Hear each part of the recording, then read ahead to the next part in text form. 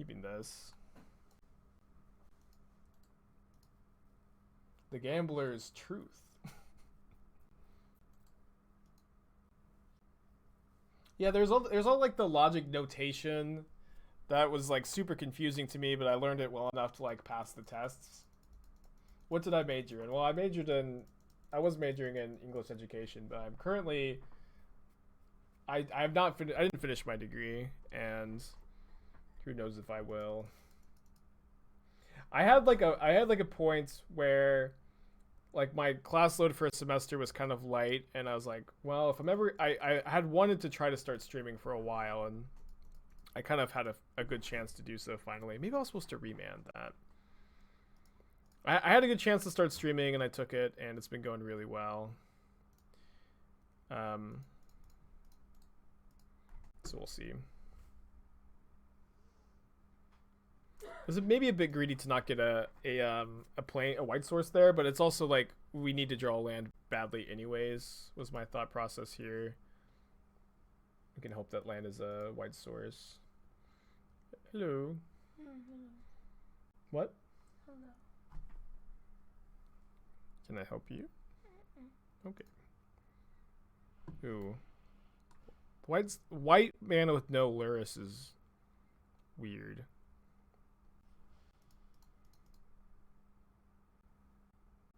Yeah, it's like we just need to draw a land anyways, and like shocking is of course costly, so I think that I like making the kind of higher risk play here, although we're super dead. Whoa. A little late. There was so many. What? They had so many of The prowess trigger? Mage. Yeah, whenever they cast a non-creature spell, these guys get +1/+1. I haven't seen anyone playing the Blu-ray Kiki list lately. I want to change that. I'm in your dono form, but I don't have a specific list. Although I could find one. How do I do this?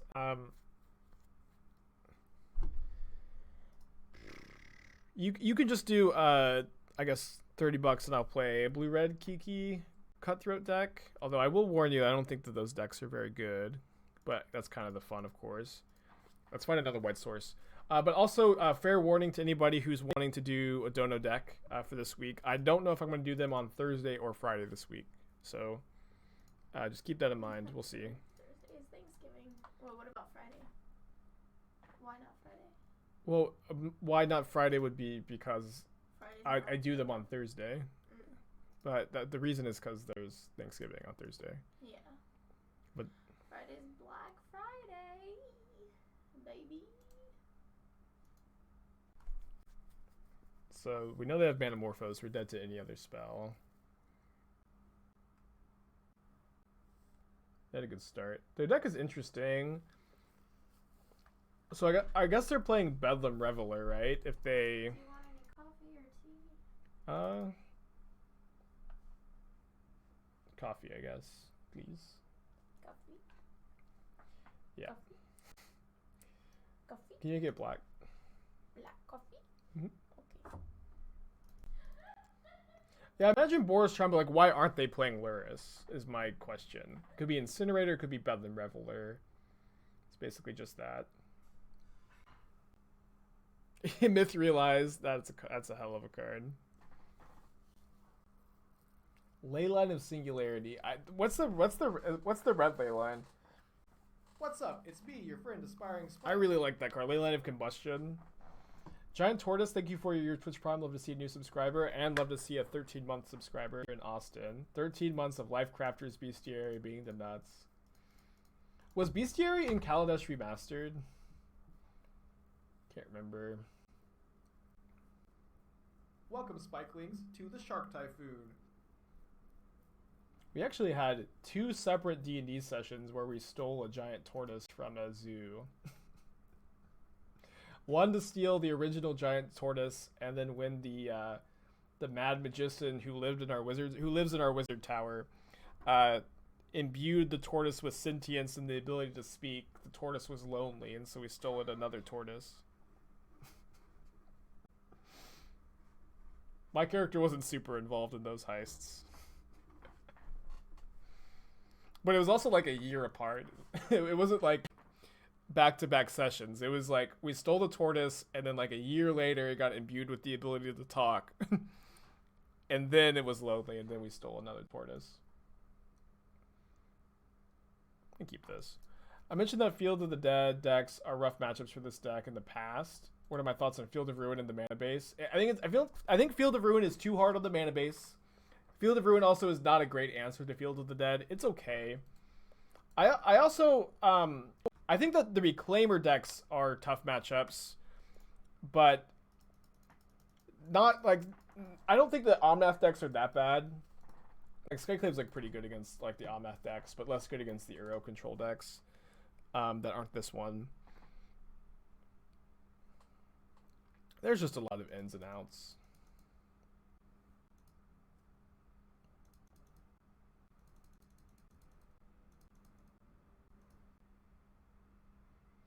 I think they're like Prowess Burn. Could they splash Skyclave? Yeah, maybe it's for like.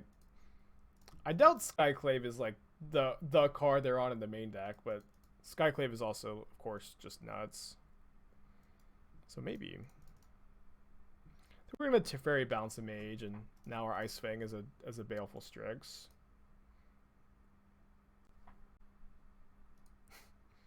That was a nice Hold'em Tortoise story. That's what I live for. Hell yeah. Maybe we should play Arkham's Astrolabe in this deck. It's kind of nice with Ice Fang. I remember when when Oko came out, I was like, this card seems pretty good with Arkham's Astrolabe because it can turn your Astrolabe into Elks. And I was right, but also Oko didn't need Astrolabe. I texted your mom about wanting to like make something. Mm-hmm. And she said that she was about to text you that Peru is missing. Oh no. Yeah. That's so weird for Peru to like run away. Does he just usually stay in like Root's room? That's always when I see him. I don't know. There. I mean, I don't live there anymore, so I don't really know anymore. Yeah. Oh yeah, wasn't he like he got really skinny too? That was Peru, right? Yeah. Yeah. Oh, Peru's still pretty young, so I doubt anything too bad has happened to him. Hoping to hit an untapped blue source, but it's weird. I thought Mystic Sanctuary was super free and just totally busted. No, Skyclave Apparition isn't good at Miracles because just like you don't want to be playing very many creatures with Terminus. I do not think that every white deck should play Skyclave Apparition, but I think every white deck should consider it for sure.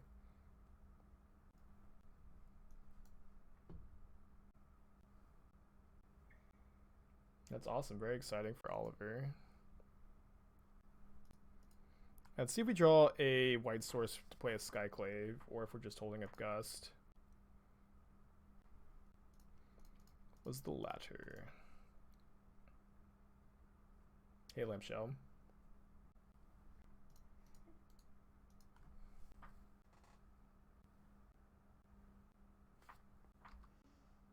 I went to Walmart like yesterday or the other day, and almost all the eggs are gone.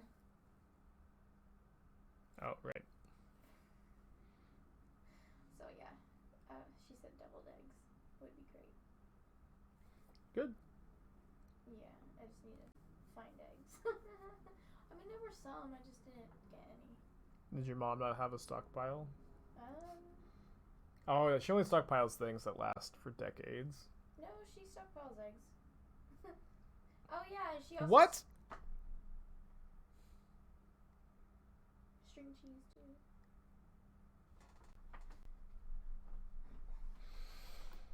Oblivion Ring, what the hell?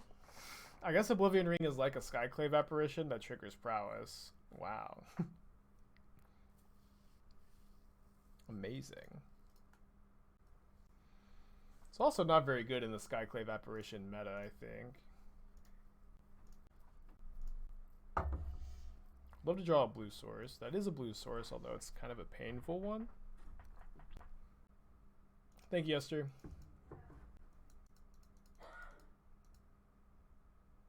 This stream is brought to you by Esther being a sweetie.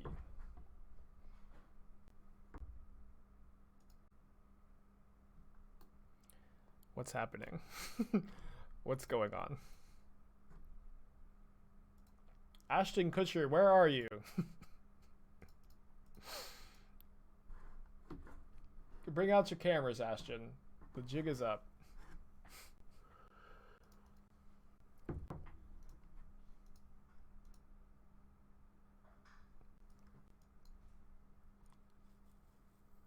So they need to stack the Soul Guide Lantern if we stack the triggers like this in response to this trigger, because after this trigger resolves, we just get to escape an arrow, but they also may not see this line.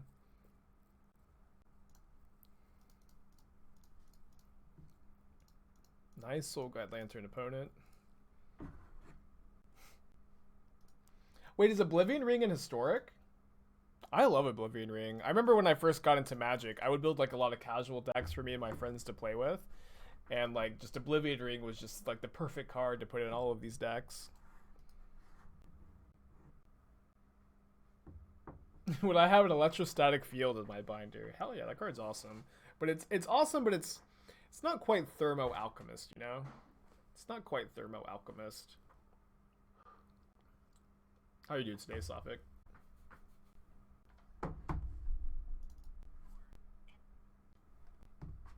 What time you go to work today? 2. Oh, why do not appear? I will go to the 7th since everyone's here. Your opponent 5-8 with this deck in both June and July. Alright, let's take a look.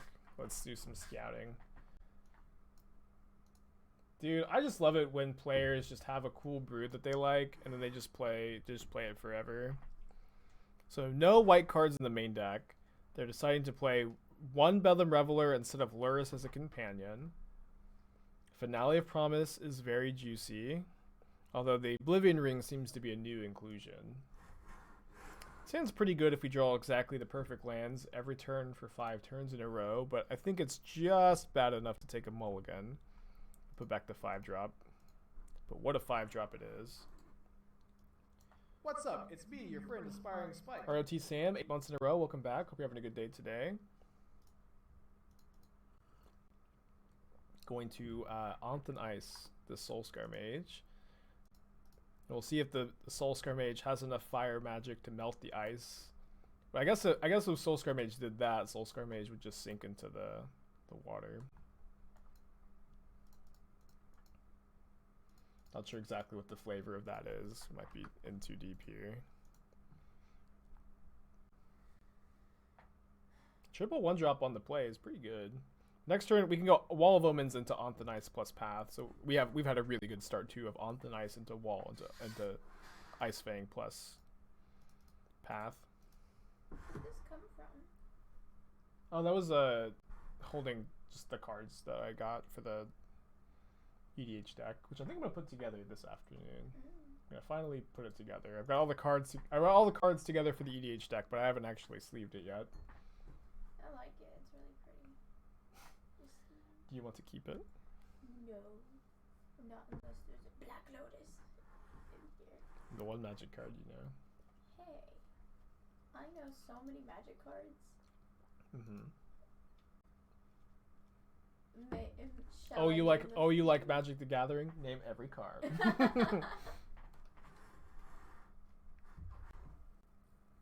The commander is Slyn Vada. It's a sea monster tribal deck. I bet it's gonna be good.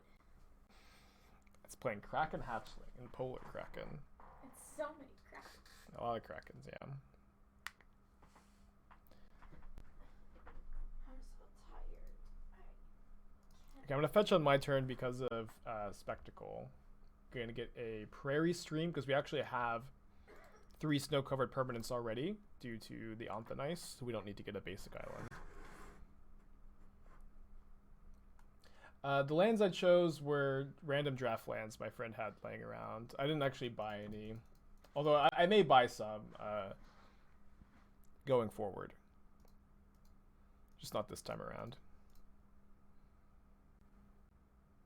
Is it Vada or Vada? I don't know. I think it's Vada, not Vada. Either way, it really does sound like a Star Wars character, Slin Vada. I don't know if we're gonna which one we're gonna path here. Probably the Swift Spear, because Gust is like just a much better answer to Mage. Although like this ability is relevant, but also you know like we have like Aether Gust and Teferi, which are much better answers to the Mage instead of the Spear. It's gonna Gust this now, I think. I think they're gonna put it on the bottom.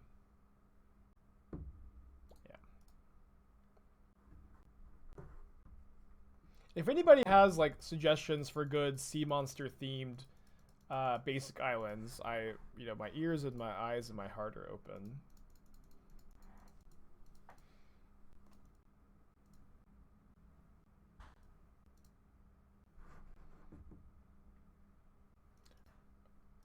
I haven't really, I don't know that I don't think I could identify the Godzilla basics in a police lineup, although maybe I could take a good guess. What do they look like?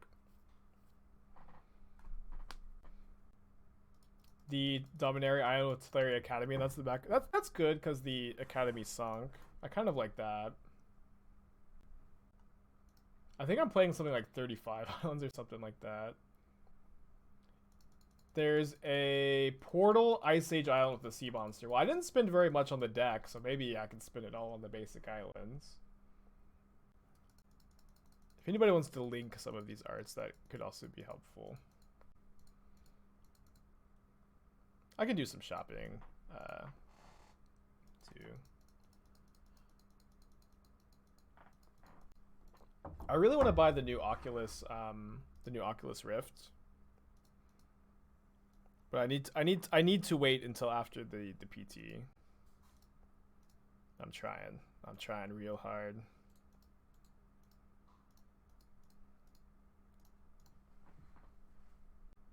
Can you help me out? I'm trying to cut a card from the main for another voice. Well, Big Monkey, I got an option for deck techs and stuff. You can send me $5 or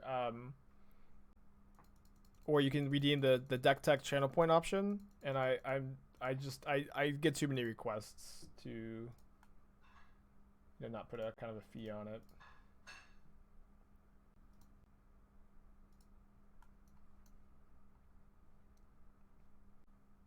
They're darting me.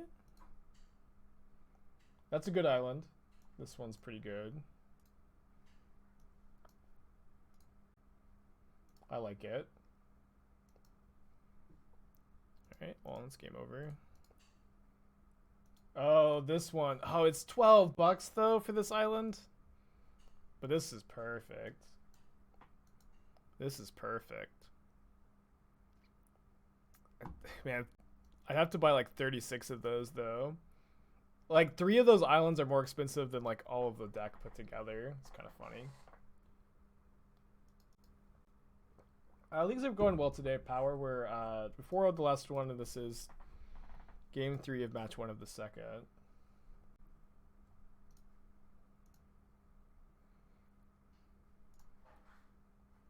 Yeah, maybe I could get like beat up ones.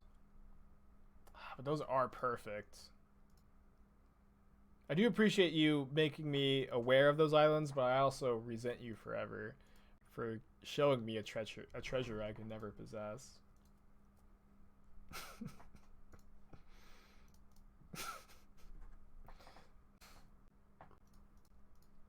How could you do this to me?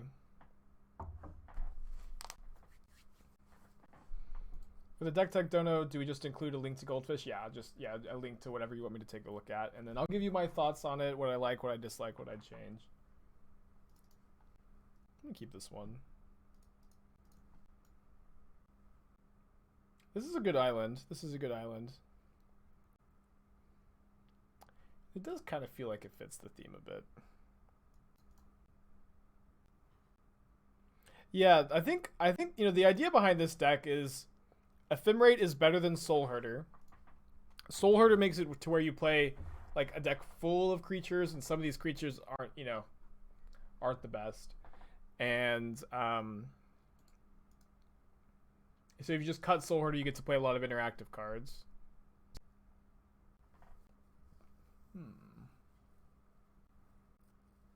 Yeah. Now, I've played a lot of Soul Hoarder, and I like Soul Hoarder decks, but I think this is better. They get a Batter Skull, which is not something you can effectively Skyclave Apparition. I kind of want to get a Breeding Pool. Yeah, I think I'm just not going to Skyclave the Stoneforge this turn. I might just Ewit back Flooded Strand if I miss on a land, and I did.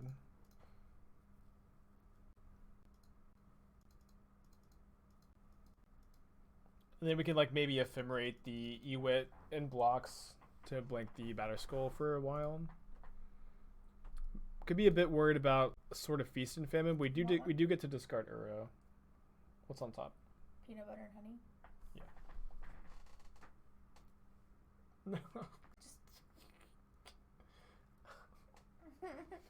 Esther gave me the peanut butter and honey on a banana, and then I picked it up, but she had it on the fork, and then it fell off the peanut butter and honey got stuck on the fork. How do you feel about it? I don't like it very much. It's okay. It's hot honey. Is that why you don't like it? Yeah, I guess. I didn't want to.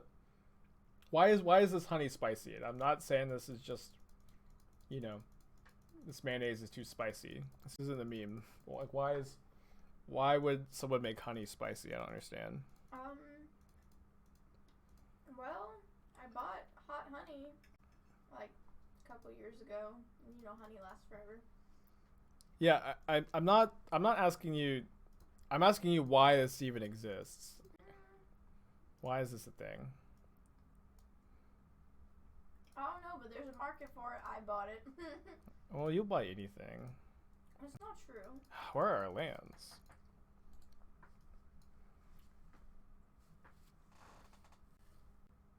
I don't think that's true. I don't think I'd buy anything. Although. Disaster. It's food related. Disaster. Then I might buy anything. Do I still have some decks with Tribal Flames, or is the idea to dead Q? I think the Jeskai Tribal Flames deck I played a little while ago is fine. But it's just not something I've been working on. Our opponent can tech edge us and then hold priority and tech edge us again. But it looks like they're not winning the game by doing that. So, oh, they are. Cool. Yeah, I mean, there's like, they say you can put this honey on fried chicken, so it's like. That actually sounds really good. It just isn't good on a banana, I think. Okay.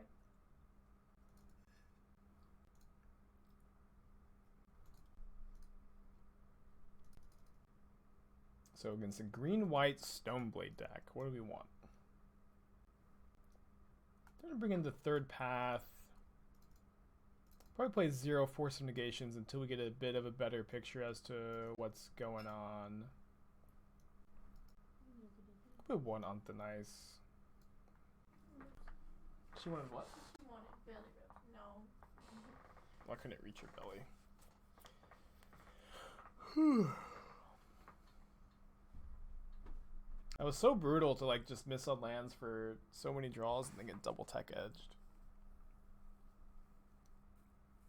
Yeah, I think one on the nice is fine, but I don't want to go so all in it before we see more of their deck. We'll play for game 2. Mulligan. Keep this. This hand's really good. I probably want to keep the 3 lands, the Ephemerate, the Skyclave, and one of the 2 2-drops. I'm just not sure which one. I think I'll be a bit greedy and keep the Ice Fang, I suppose.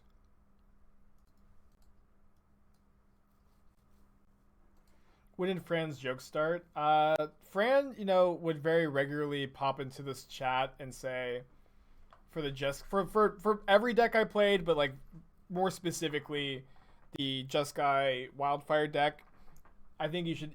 What do you think about adding a 25th land? And he said it like he probably asked like 7 or 8 times before I was like, fine. I was like, Fran, I like 24 lands. I tell you this every day, and it's just become a bit of a recurring joke. And now we have a command for every time we get like mana screwed or mana flooded, we say Fran would suggest going up a land.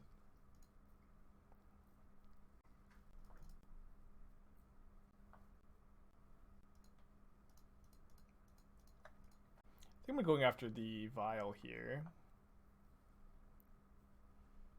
Wait, does the command change with how many lands you have in right now?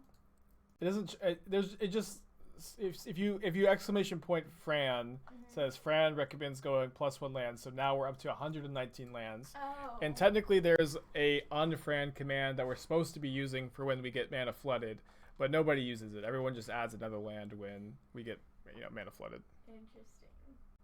So it just keeps going up and up, yeah. Times. So people have done it already like over 50 times, that command?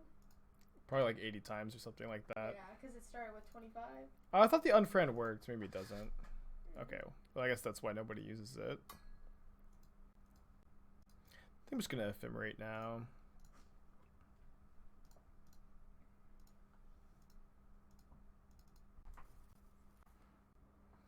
And then we'll probably ephemerate and kill the rest in peace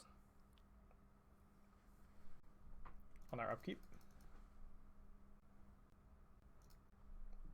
Which will exile the ephemerate, which kind of stinks, but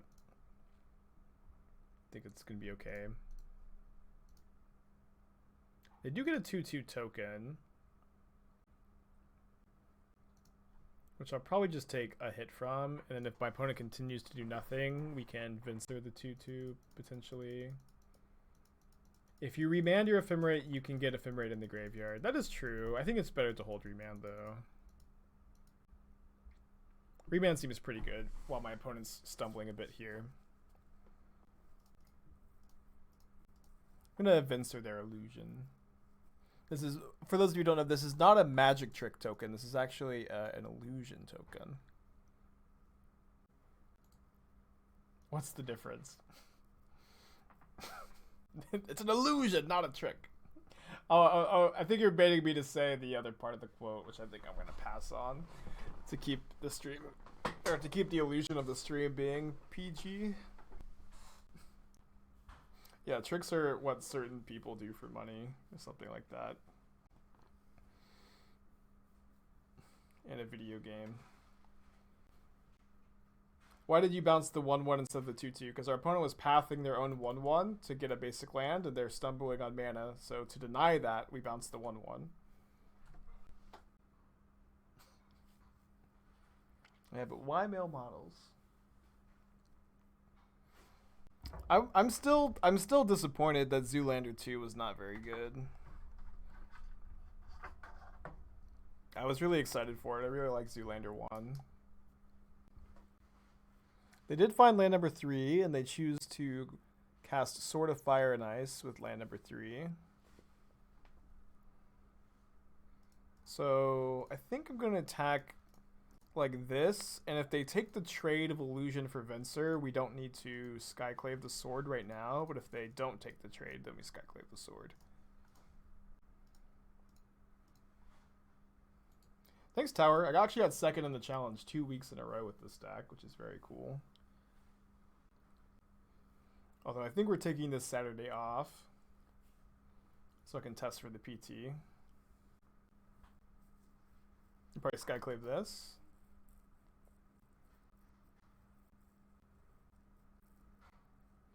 Then I guess if they attack, we can block and then Ewit back the Skyclave, but they choose not to attack. So we'll just pass it back. I lost to Green-White Reclaimer Titan in the finals, which was my only loss in the Swiss, but to a different Reclaimer player. And then last week, I lost to a Bant Stoneblade deck, and it was my only loss in the Swiss in the finals as well. Yeah, that matchup is bad. It's not like unwinnable or anything. It's just a bad matchup. No, I think that I beat it like twice in last week's challenge or the week before last, however you wanted to describe, you know, whatever your definition of last week is. It's not unwinnable by any means, but they're favored for sure, and it's tough. Even like playing Ashioks in the sideboard don't even help the matchup that much because they have a decent amount of creatures to attack with, and it's also not that consistent of a game plan, I think.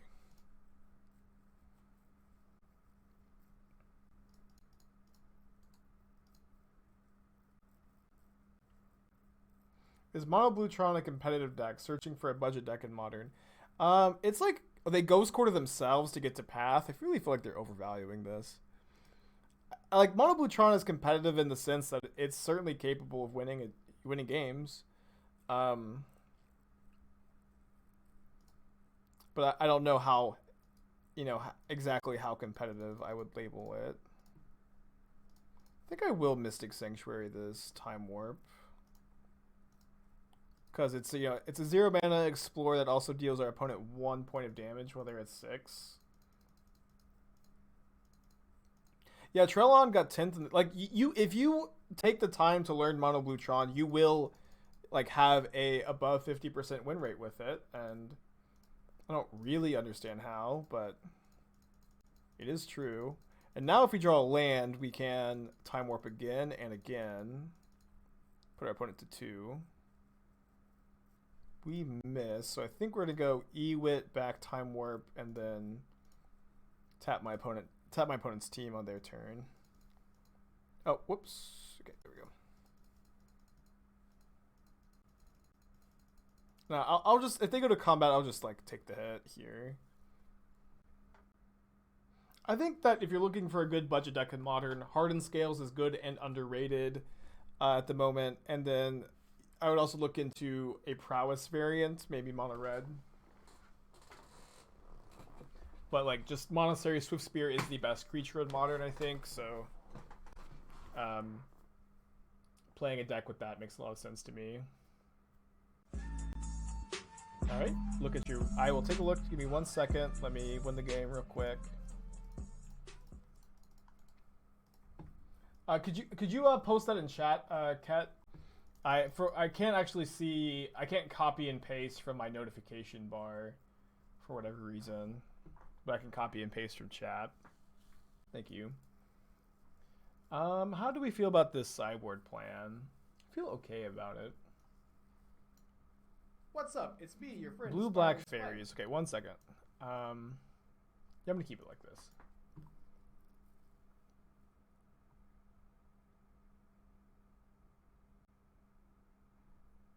Okay, so one thing I don't like very much are the Frantic Inventories. I do think that this card is playable, but Fairies is a deck that really wants you to be getting ahead on board and staying ahead on board, and Frantic Inventory is really bad at doing that. Smuggler Copter, thank you for your Twitch Prime.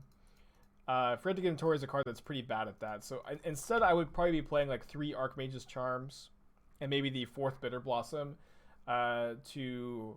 I guess you need one more card. Maybe the 3rd Snapcaster, just as like kind of card advantage-y spells like that. But I really think that Frantic Inventory is not the kind of card that Fairies wants to be playing. Like you really want, like you can have 1 mana spells that cantrip, but 2 mana spells that just cantrip are pretty bad in a deck with Spellstutter Sprite that's trying to like really just kind of stay even and not ever get behind on board, because Sprite is pretty bad when you get behind on board.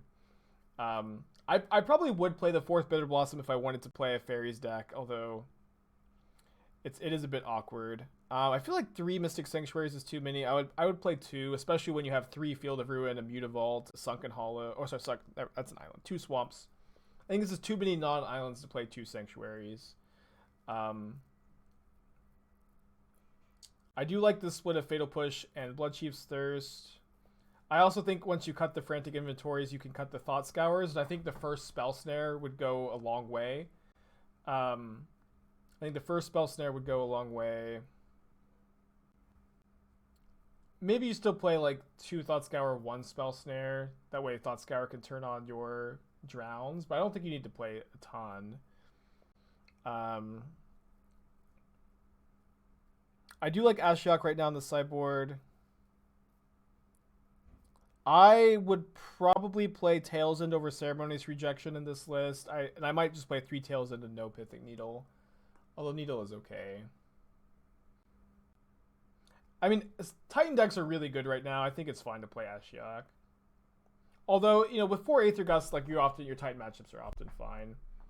Maybe play 4 Aether Gust, 2 Ashiok. Could be a better split. I also like Tails End more than Disdainful Stroke. Alright, those are my thoughts. Hope you were able to get some good advice there. I'm going to keep this. We haven't seen Lean and Arbor yet, and we've also seen them play fetch lands. Although we just drew our second basic land, so there really is no cost of playing the fetch land first here. Is Ashiok worth it with 4 Gusts and some other graveyard hate? Not necessarily. I think like I would just have to play the matchup a bunch before I could tell you for sure. But I will say that there is a lot of Titan right now, and just being very prepared for it does seem like a good place to be. Well, they are Lean and Arbiter. Oh no, sorry, they didn't. Sorry, I thought that they fetched, but they actually didn't. They ghost courted themselves. I misremembered. I think we have enough lands that I'm not too worried about exposing myself to Ghost Quarter, especially because all of our lands are going to come into play untapped. Have I picked a deck in Historic? No, I doubt that I will pick a deck in Historic for a little while. I think it's gonna. It always takes me time. This is a good curve. Turn 2 Arbiter, turn 3 Thalia Ghost Quarter. Thankfully, our hand seems to be fine against this start. The wall does slow down their aggression a good amount. And so we can play... oh, cool. This is kind of the perfect draw. Because we can Ice Fang if we don't need to spend 2 mana on Arbiter here. What decks am I testing in Historic? I've got like an Artifact aggro deck. I've got like a Naya Landfall deck. There's like the Blue-White God Pharaoh's Gift deck looks really good. And this morning, Nassif was playing a really cool blue-white control deck that was playing Pact of Negation and Gideon of the Trials that I would love to try out. I don't anticipate it being like a great deck necessarily because of, Pact of Negation does seem a bit dicey if you don't have Gideon, but it's not unplayable without it. Like, Pact is a pretty powerful card, just like a somewhat narrow one, I guess.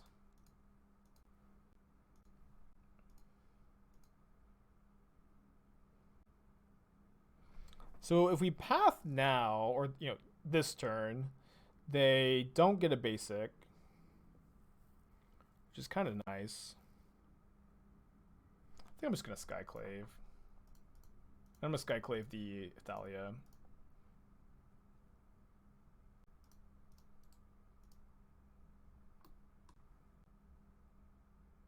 The Gideon Pact control deck sucks. Yeah, I'm kind of anticipating it not being very good, but it looks really fun. I'll probably play a little bit with it, and I may just like... Teferi, Hero of Dominaria is a really powerful card. You have Teferi and you have Wrath of God, but the problem is your counterspells are bad. And the counterspells in Historic just aren't that good is the problem, I think. And so I haven't really been leaning towards playing a deck with a lot of counter magic, which stinks because that is usually my strong suit. I just don't think it's like where you're where you want to be for this tournament. But maybe, if this is the deck that can play counter spells, maybe that's a good spot to be.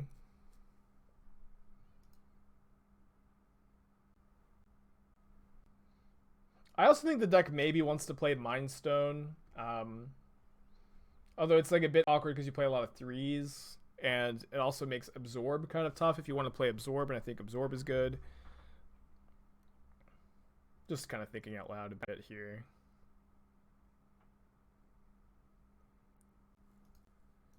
I think I want to bounce their Skyclave Apparition. Maybe the Illusion Token, actually. And then just path whichever creature they put the sword on.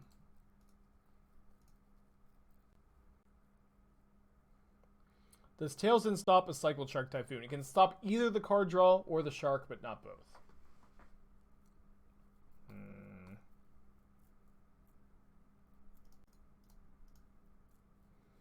Well, they get to hit us with the sword.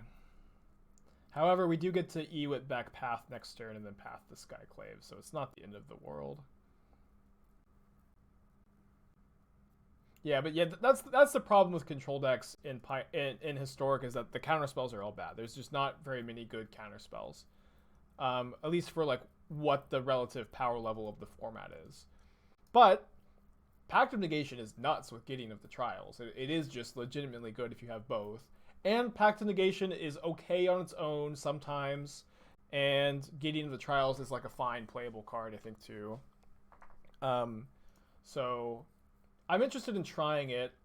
I saw that Nassif was only playing 3 Gideon of the Trials. I probably would try to just maximize Pact of Negation, but I also will say that Nassif and I have different styles, where Nassif is someone who trades resources on general like a little less aggressively than I do, and I'm not just in, you know. And so I wonder if that's part of the reasoning there. Like, I just love to trade resources like super aggressively. I just like see Nassif like let stuff resolve that I would counter a lot of the times, but it does work out with him a lot of the times too, of course. What about Jeskai with Gideon? Then you can play the red in the turn card. The red, I think that's just going to like one. I don't think that card is that good in a control deck. I guess I want to Ephemerate here. And then I want to Ephemerate the Ice Fang. I want to get back Ice Fang so I can get value off of my Ephemerate. Oh no, this is terrible. They just moved the sword over. Oh, but we can block with Eternal Witness.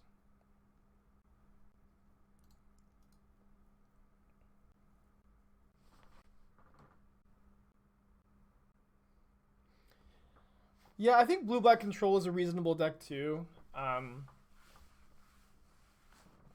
If an Esper Triumph existed, I think that Esper would be a really good deck, but an Esper Triumph does not exist. I've been trying to think of a way to make the Esper mana base work with the pathways, because you do get the blue-black and the black-white one. And I think that those could potentially be good, but I haven't actually solved the mystery of that one yet.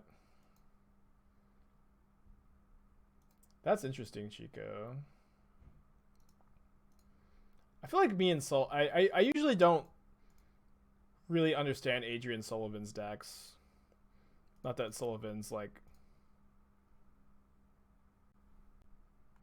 I don't know. I usually find myself not like agreeing with every card Adrian Sullivan plays, but that's fine.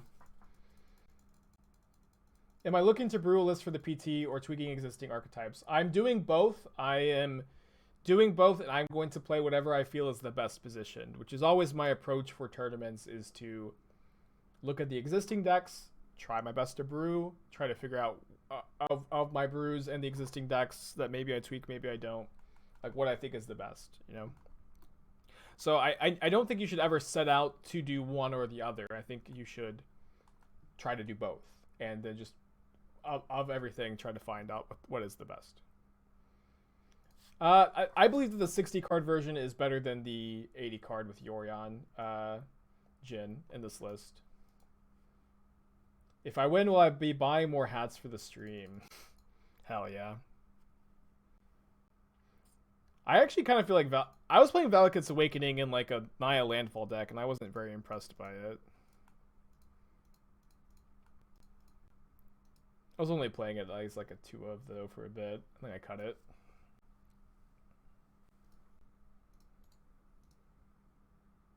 Which deck is good against Green-White Reclaimer, Greentron, E-Tron, and Uropile?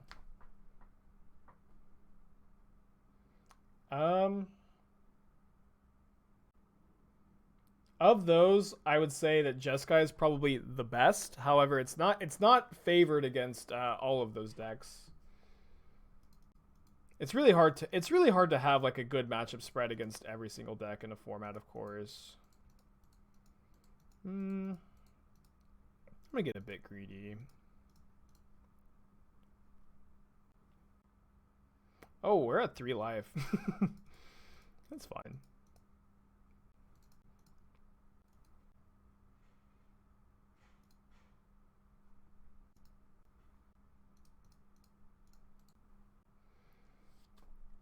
I should get a twitch.tv/aspiring spike t-shirt, so if I'm camera on the PT I can shameless plug. Well, last time I was on the PT, I was a feature match on the PT last time I was on and I was streaming, and I can't remember exactly what happened, but they had the name Aspiring Spike on the screen. I can't remember if I had it on my screen or if they had it on theirs. It's one of those two. Yeah, Green White Reclaimer is very good. It's very, very good. It's very, very, very good. It's very, very, very, very good. It's okay. I think it certainly feels like an excellent choice for a tournament.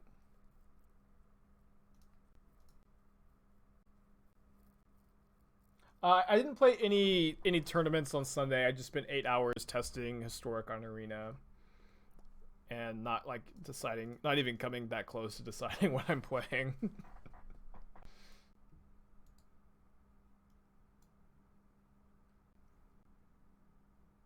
Guess I don't have 6. Ooh.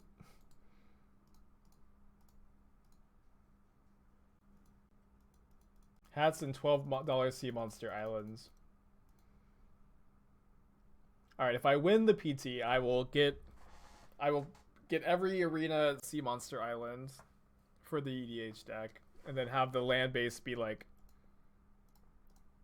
$1,000 more than my spells. I'm gonna remand this so we can escape Ura. We need one more card in the yard. A card in the yard.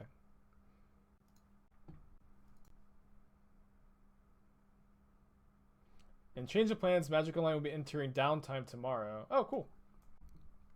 I actually am I'm a little happy to see that, because that means I get to stream my testing for tomorrow. I'll try to stream it. So maybe I'll start testing standard tonight, because if I'm going to stream a arena format tomorrow, it's going to be historic.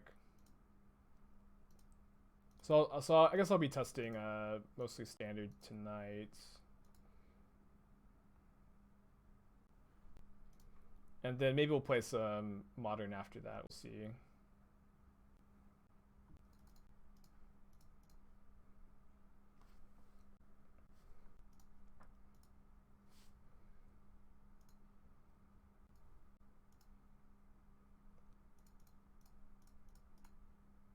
Is the PT historic and standard? Yes. Yes.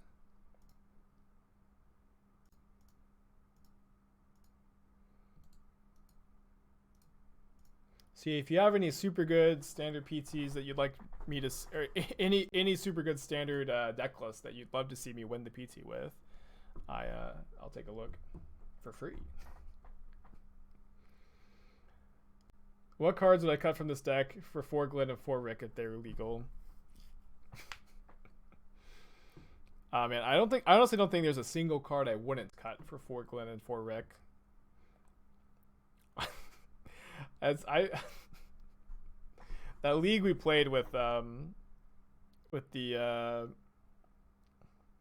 guess we want to Skyclave the Sword and then Path the Crusader, and I'll just do it all main phase to show my opponent they have no hope of winning.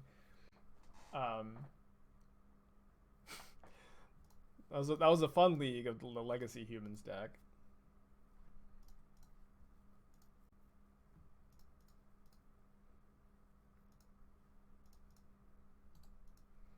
Continue to show my opponent they have no chance. No chance.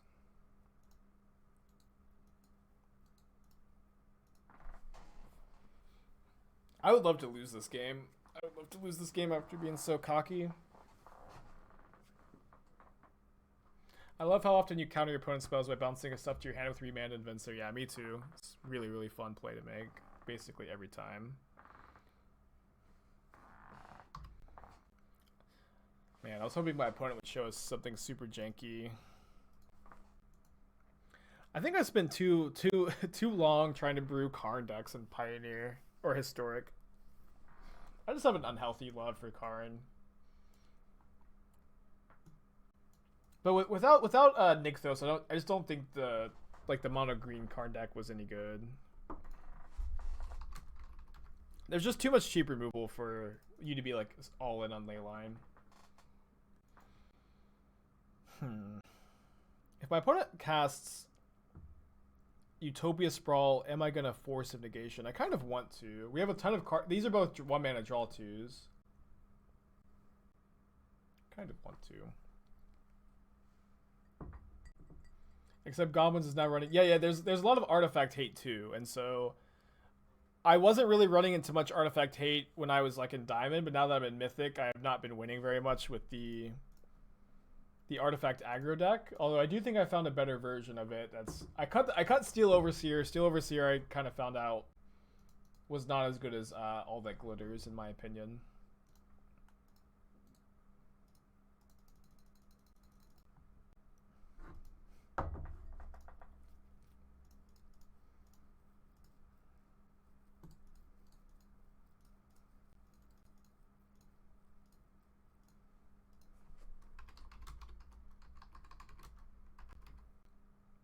Marvel is the most of the meta in Diamond. That wasn't my experience, but I'm out of Diamond now.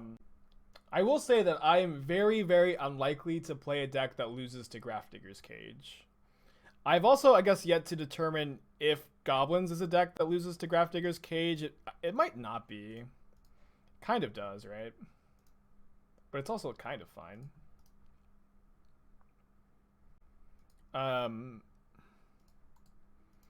Yeah, I'm just not sure if Goblins fits the criteria of being a deck that loses to Cage or not. Yeah, Cage in the main deck of some decks seems good. Not of every deck. I like Nassif main decking it in the blue-white list, especially because like Wrath of God plus Cage is good against a lot of these aggro decks. Why are they called cantrips? Because you need to play them when you cantrip what you need on your draw step. Thank you for your 2 months in a row, Iceman. Love to see a second month in a row. Iceman Rob is that a reference to X-Men?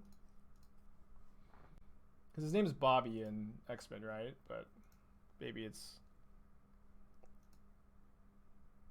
the same. Iceman robbed your name. I see. Iceman robbed Iceman's name. Iceman was one of my favorite X-Men. I used to really like X-Men when I was a kid. Big fan. A lot of lands. X-Men, Top Gun, all of it. It's true, all of it. How is Iceman X-Men? Who is Iceman? I feel like this is just a ploy to get me to say Iceman over and over and over again. I'm gonna let this resolve and then Vincer the Heliod. I might trade Vincer for his Conclave Mentor if they just like randomly attacked.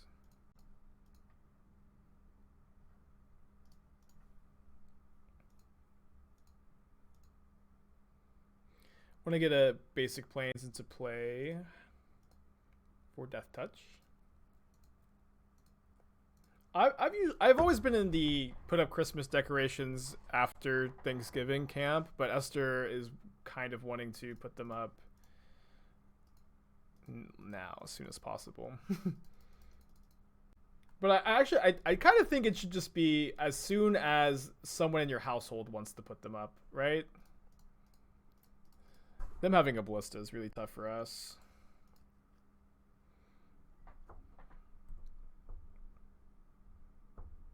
Should I add a land to the deck, Fran?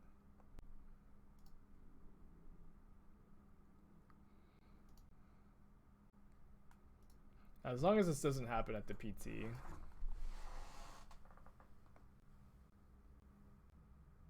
Well, they're not. So if we play this, they're gonna Coco in response to my Teferi, but like we don't have any recourse. You know, in the challenge, our opponent's Coco whiffed at just the perfect moment. Maybe we'll get a little lucky and that can happen again here. That is a lot of Conclave Mentors. Opponent did whiff.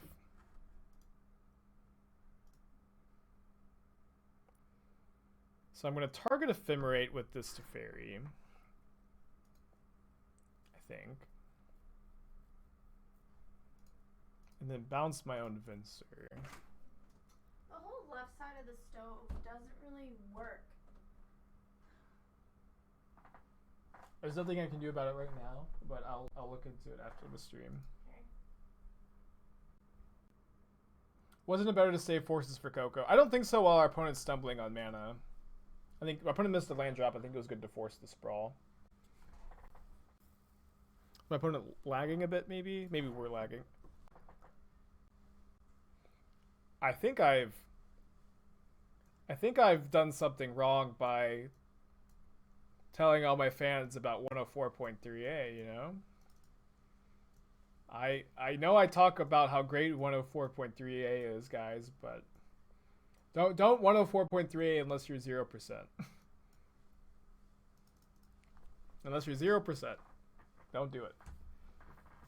Or like, 1% is fine sometimes. A player may concede the game at any time. A player who concedes the game leaves the game immediately. That player loses the game. But it's Molda 6 on the play.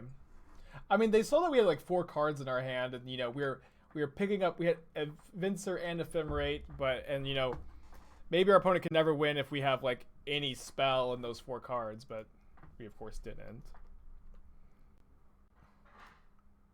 All right, I'm gonna get a bit greedy here and Ontanize. Maybe this isn't greedy, but of course, like the fact that we're not getting a green source with this Heath is awkward. But just any land in the top 2 is so nice that we get to go Skyclave and Ephemerate Skyclave. And being on the draw, we're pretty likely to hit a land, but that is the nature of playing a deck like this that plays Ice Fang and Wall of Omens. You are just going to get flooded and screwed more often than you would in other decks, like here, 2 lander on the draw, his hand looks totally fine, and just don't hit the 3rd land and you lose.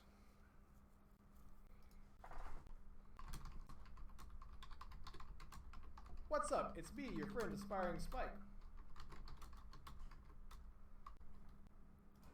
So I'm going to Skyclave the Heliod. They didn't gain infinite life now to play around Path to Exile, but it's going to soon become apparent that my opponent is at infinite life. So I'm gonna tell them I have outs infinite life, but I'll treat it as if you have infinite, maybe gain like 50 to 100 life to ignore arrows that I attack with.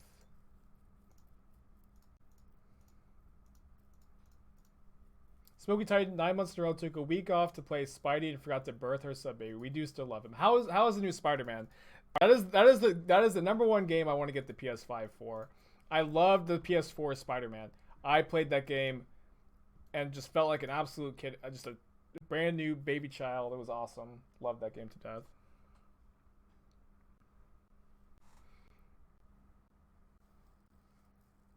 Our out to infinite life is a bit convoluted, but it is relatively consistent. We have a Teferi Hero of Dominaria in the deck. Teferi Hero of Dominaria can ultimate and then exile all of our opponent's permanents. And then Teferi can -3 on itself every single turn, so we don't deck ourselves.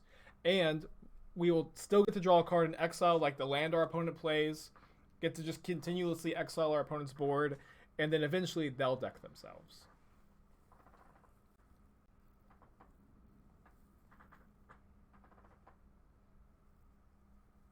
A bit convoluted, but certainly enough to not concede here.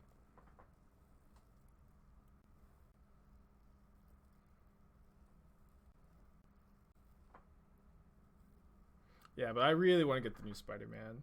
You hadn't played the original yet, and they were both fantastic. Oh, you played both? That's awesome. Oh, man. The first one was really good. I played the first DLC, but then I had to give my sister back her PS4, and I never got to play the last 2. I would be shocked if you won this game with that convoluted out. I would actually... I feel like we're even favored to do it here. to be honest with you. Like, opponent's got 2 cards, we're exiling their Heliod, and we just have a really gassy hand. You know, it, like, really, like, I think the biggest risk is if the Teferi is, like, really low in our library, but one thing we can do is Mystic Sanctuary back Cryptic Command to slow down us decking ourselves.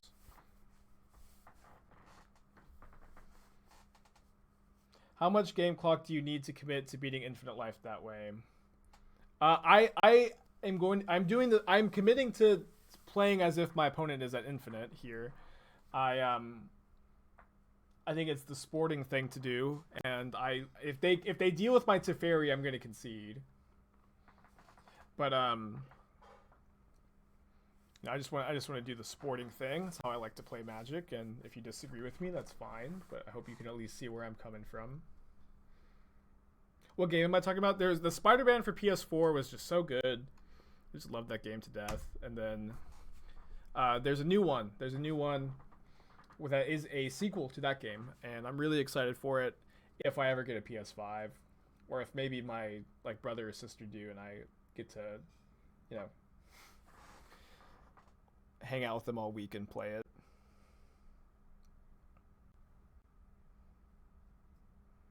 I think I'm just passing it back here.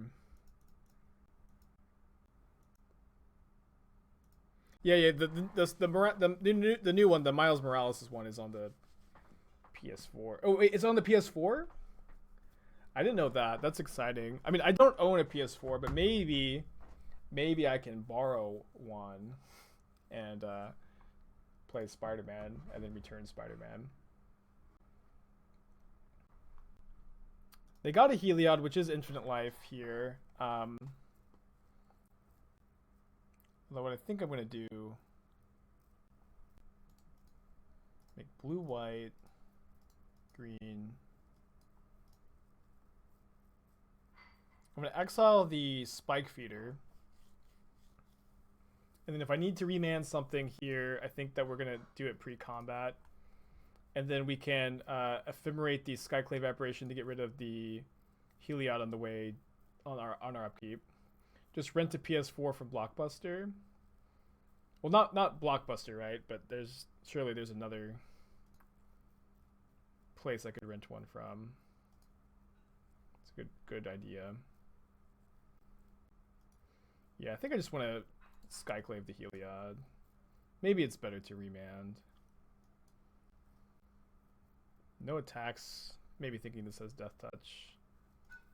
We'll have Death Touch once we play this forest.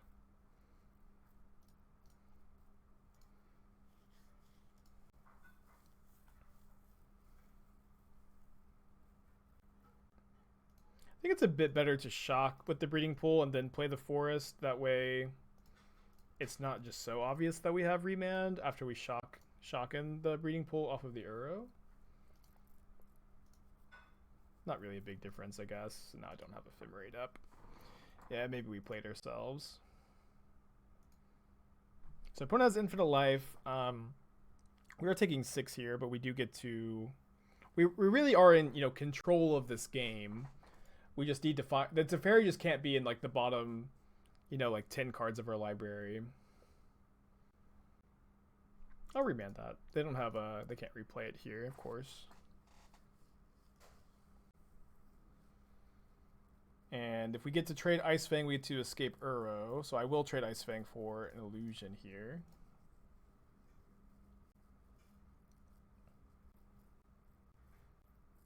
Okay. So the hand is now just Ariok Champion. We are dead to a... Are we dead to a Heliod? I don't think so. We can just Ephemerate, right? No, they could just make infinite power in response, but we can ephemerate the Spike Feeder in response to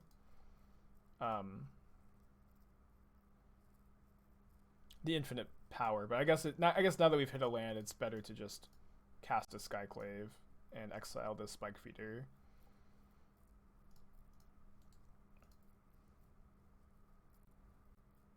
And we still have the Time Warp, but so like I'm treating my opponent as if they have infinite life. So I you know, the only way to actually beat them is to deck them, and to do that, we need Teferi, Hero of Dominaria, to, you know, -3 on itself over and over again, so we don't deck ourselves.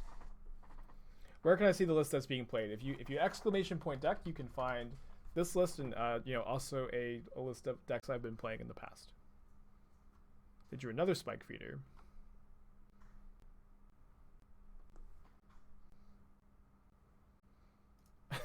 So maybe the out to Infinite Life is Teferi, Hero of Dominaria. I know people keep asking then because they're popping into the stream, but I'm not gonna say it every time. I'm just gonna cycle an arrow here.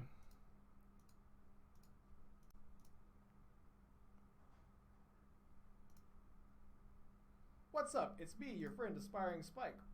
Doesn't Infinite Turns beat Infinite Life if you broke the loop?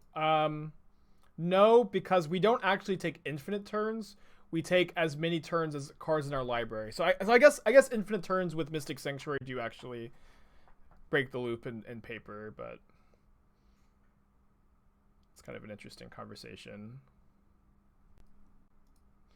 Yeah, I guess I want to get rid of the Spike Feeder now before they have the mana to move these counters around.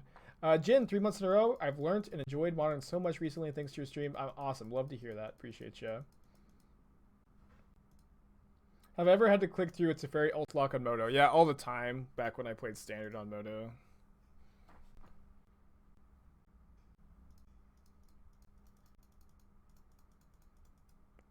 I'm just going to take 10. I played decks like this with Vile in the past.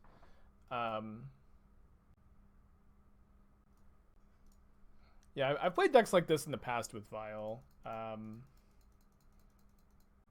think it's fine to play Vile.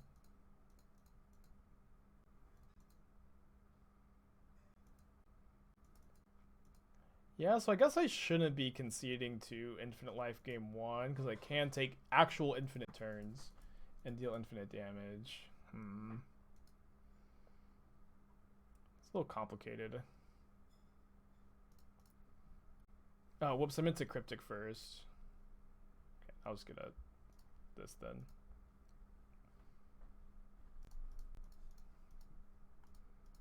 What's this? Oh my gosh, that looks so good. Look what Esther made me. Very yummy, yummy. Is kale, quinoa, and shrimp. That's so healthy. So healthy.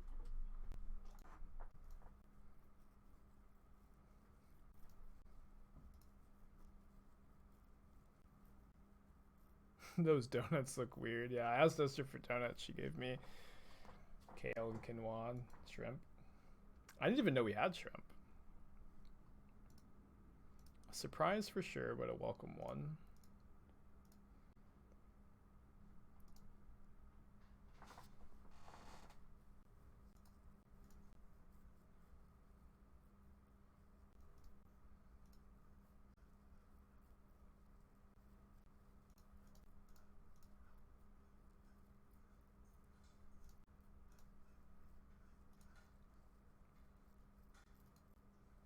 I'm gonna wait a turn on the Teferi. It's gonna be a lot of clicks.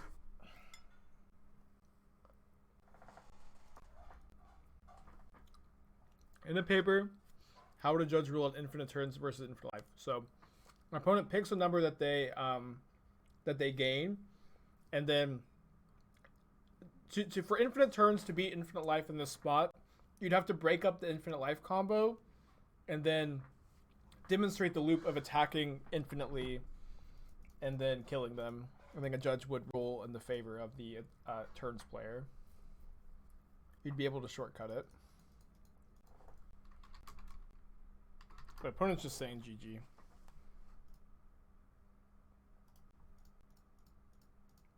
Which is way better. And I think that if people on Magic Online had this culture of conceding in spots like this, you know, people wouldn't complain about the interface as much. They wouldn't need to. Before you eat all your vegetables. There's dessert? No. Okay. I'm just being a mom. I mean, you ate all those lemon bites. I don't regret anything. I think I ate 4, so I think you had like 8. I was focused yesterday. I had to have my lemon bites. Mm-hmm. I just have my dessert a day in advance. Yeah. But because you had dessert, you have to eat all the veggies.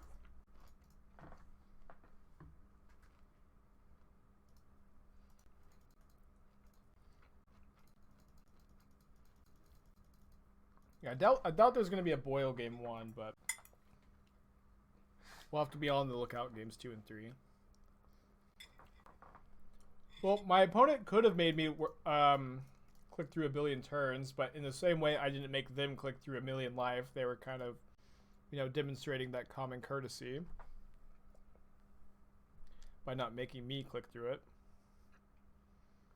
I'm sure my opponent has a counterspell here, but I think I'm still just jamming the hero into 1 anyways. Off of a basic island. No, we need to get a dual land.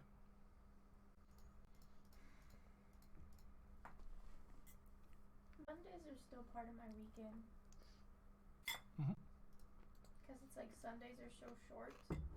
Plus, you wouldn't believe, but the mall's actually like busier on a Monday than like Tuesday through Thursday. I would definitely believe that. Maybe, I don't know, do more people have days off on Mondays? I'd believe it because you tell me it. I believe everything you tell me. Okay.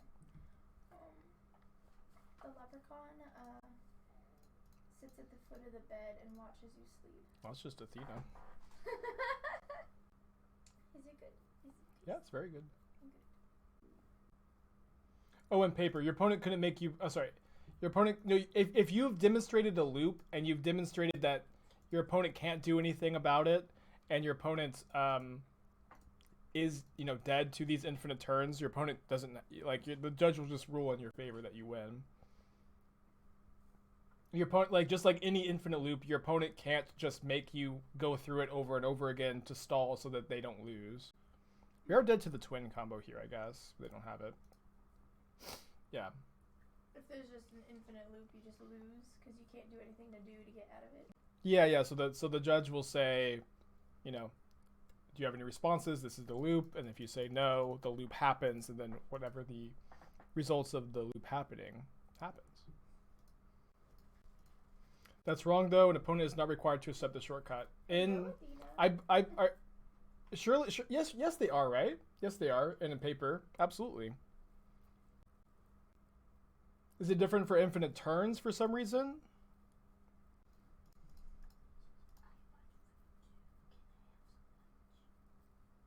I like shrimp. Yeah, if they don't have a response, they can't just make you, click through it. I think we jam D to fairy here.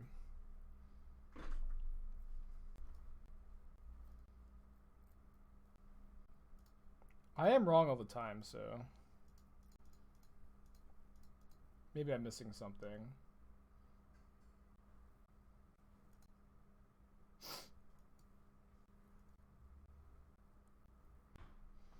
Yeah, I mean, if you didn't have to accept the loop, nobody would at the competitive tournaments, And then that would just be a nightmare.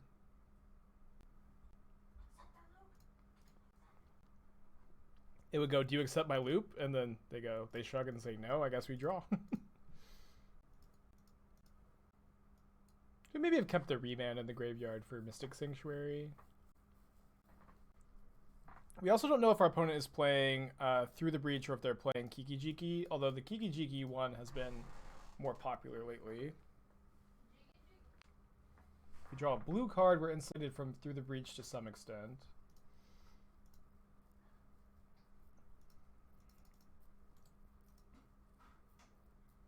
Baby, did you say jiggy jiggy? No, I didn't. You say kiki jiggy? I said Kiki Jiki. Cheeky? Mm-hmm. Sounds like jiggy jiggy.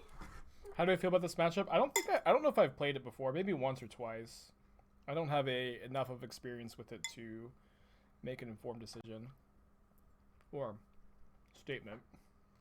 Yeah, I'll take it real quick, It is the Kikijiki deck.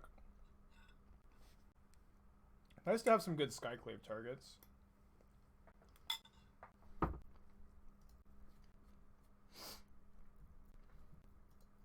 That's interesting, Derek. The only time a judge didn't allow my Whoop was the Narset lock. Yeah, well, yeah, the Narset lock is different if they have an instant to play in their draw step, right? Should be different. Okay, we can now ephemerate Skyclave Apparition in response to the Kikijiki activation if they do go Exarch plus Kikijiki all in one turn. Okay, each other player in turn order starting after the player who suggested the shortcut may either accept the proposal sequence or shorten it by naming a place where they will make a game choice that's different than what's been proposed.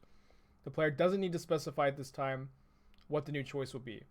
This place becomes the new ending point of the proposed sequence.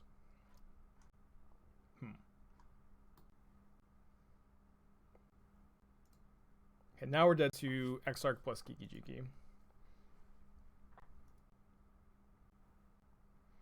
Well, Narset Lock is not 100% because if they have an instant to respond to the loot in the upkeep, they can cast it.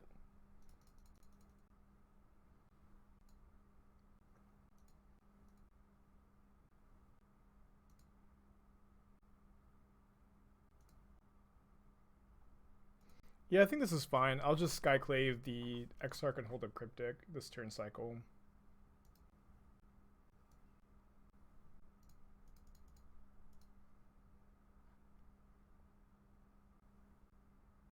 Oh, I see. Narset in the upkeep. You are right. Yeah, that does work. Although, like, there are cards you can cast from the graveyard, right?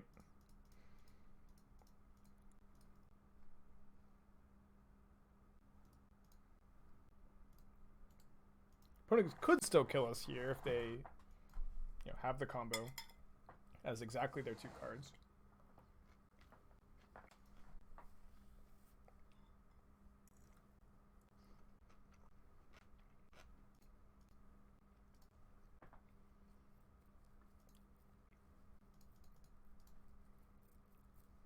Welcome, Spikelings, to the Shark Just Dive James, 10 months in a row. Hope you're having a good day today. Appreciate ya.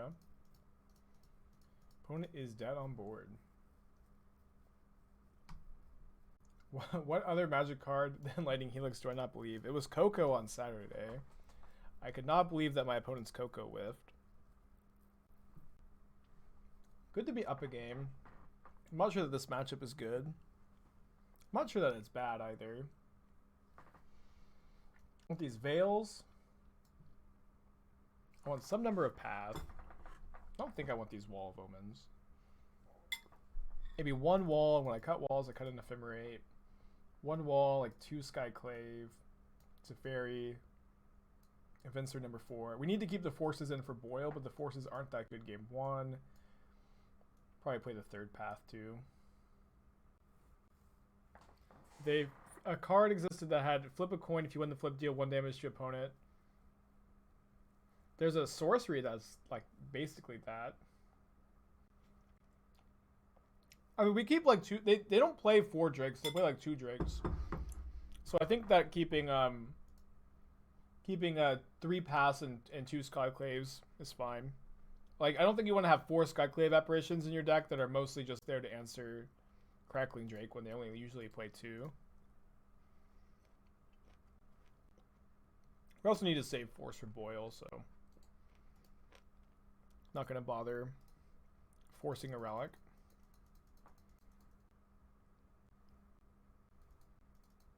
I may just Uro here, just get a land into play. The Uro's not doing very much at the moment. It's kind of bad if they untap and Crackling Drake. I guess we can wait a turn. If they Exarch here, am I supposed to remand? Probably are. We also pitch the Uro to force.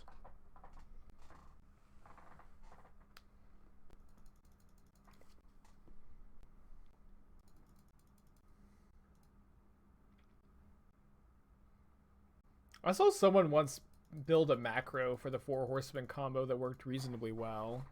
Can't remember who it was.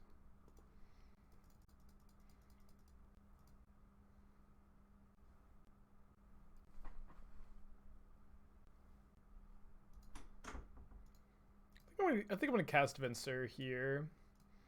It's a bit. I mean, if they have Boil, they kind of they cast it, we force it, and then we just keep going. Or do we even force it? It only kills 2 lands here. It's probably worth it.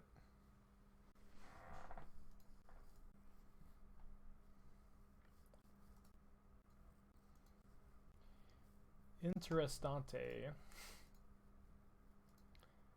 I don't hate playing Teferi here with Remand up, or the ability to pay for a leak or a dispute. Let's do that.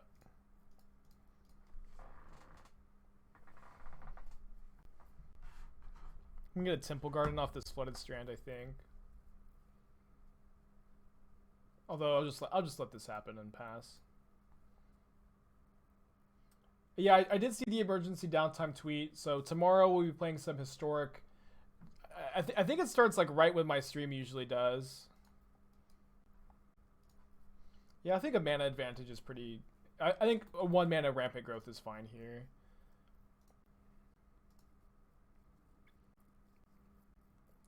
Historic Hades. I can't play Hades. I can't play any other game besides like my bread and butter modern for the stream, and then PT testing.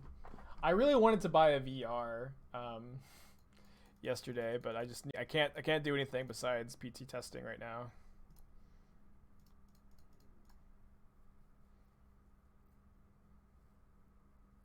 Good luck, Misfortune. You got a lot of good people competing with you. I think I'm just gonna remand my Teferi and see what we draw. Cryptic Command.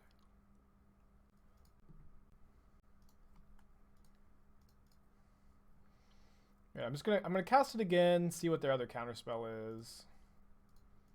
Again, fetching to kind of make Boil as bad as possible. We could die to the combo if 3 of their 5 cards are land, Kiki-Jiki, Exarch. So maybe this was loose. It's a land.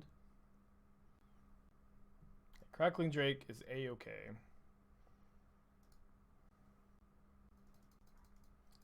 This is the twin disc. Timu adopted like my Boil proof mana base that I've been playing in Through the Breach and put it in a Kiki-Jiki deck, and it's been pretty good. Inim Johnson, 8 months in a row. Thanks for the stream. I really learned a lot here. I appreciate you coming back and you saying that. That is, kind of the main goal of the stream, is to impart what little Magic knowledge I have to you guys.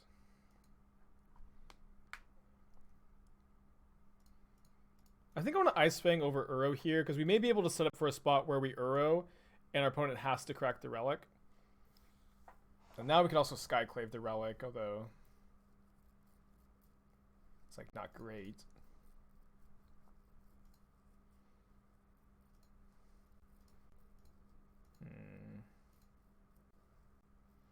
If we Skyclave the Relic, they pop it, but then we have a Skyclave in play for our Ephemerate. Seems fine. Then we have Cryptic plus Ephemerate plus Force Up for their turn.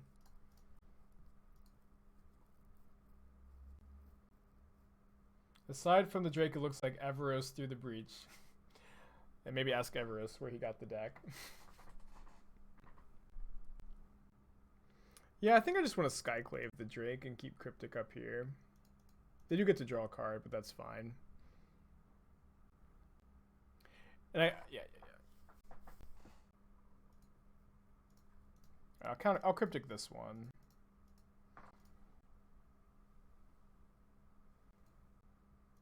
Thanks, John Star. Maybe we just draw 2 here. Like, we have the Ice Fang to block the Drake. We have Skyclave for Drake, too. Oh, I gotcha.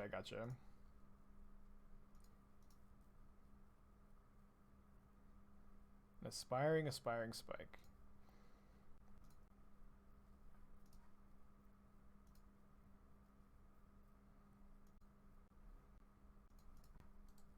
think I'm just gonna plus and pass. Got a lot of interaction up here. Okay, I go to work now. Okay, have a good day. You didn't eat all. You know. I'm still working on it. Okay, good. I know you just like the shrimp the most. Yeah. That's why I'm like, eat the rest.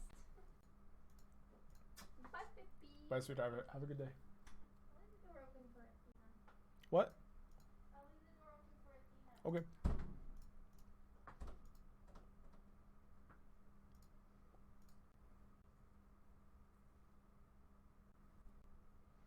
We are in commanding position here.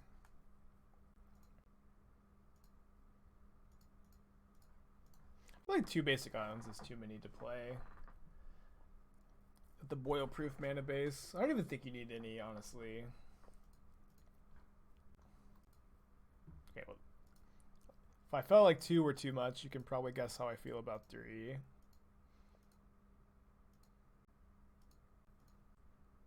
I'm just gonna plus and pass. We can escape Uro next turn. And we can keep this Uro in our hand as a blue card to pitch to force if we need to. Yeah, 3 is right out. Right. Yeah, I guess I'll spend mana.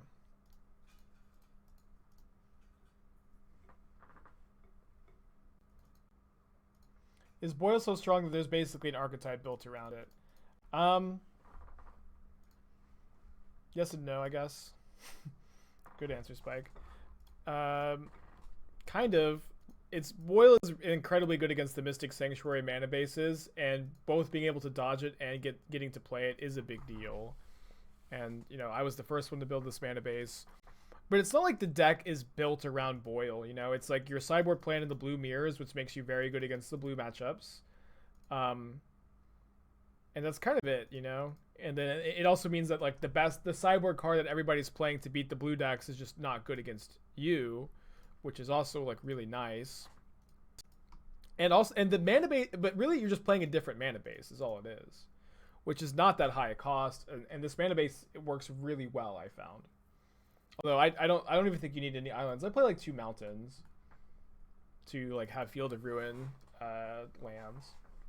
I guess you need basics more when you're playing Crackling Drake and Deceiver Exarch because people have Path against you, but they don't have Path against the through the breach deck as much really. It sucks because the Opal ban should have been an Astrolabe ban. I think that Urza and Opal probably can't coexist in Modern, but I would have liked to see an Astrolabe Urza ban rather than an Opal ban. Aspiring Spike for Play Design 2024. I will unban. If you elect me to the Play Design team, I will unban Mox Opal. And I will ban Urza. I will make sure that your pet deck is the best deck in Modern. Any changes to Legacy or Pioneer? I don't think I currently am in tune with either of those formats enough to make a comment. I have been in favor of banning Astrolabe for a long time, although it seems like maybe the meta is adjusting. I just think Astrolabe makes Legacy a lot less fun. But I know I have been in favor of banning Astrolabe for a long time. I'd have to sit for a while and think about it some more. Opponent's Mold to 5 on the play. We are playing for a 5-0. I do feel like Pioneer could use a shake-up. But really what like Pioneer needs like paper GPs to come back. It just like was a really good paper GP format, I think. That's what I think once Pioneer paper GPs happen, people will be playing Pioneer again. I think Pioneer is probably even fine right now. It's just like it needs a maybe like an artificial way for people to get interest in like what is a pretty good format. Put it Mold 2 4, I'm going to force their map. Our hand is not very good against Mono Green Tron, and honestly neither is our deck, but they did Mold to 4 on the play, so I feel like we have a chance. These Skyclaves aren't very good against them. Wait, I think I'm gonna wait on this fetch.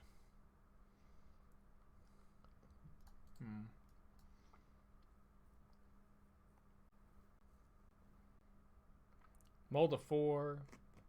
Force of Negation, the Expedition map. Just another modern Monday.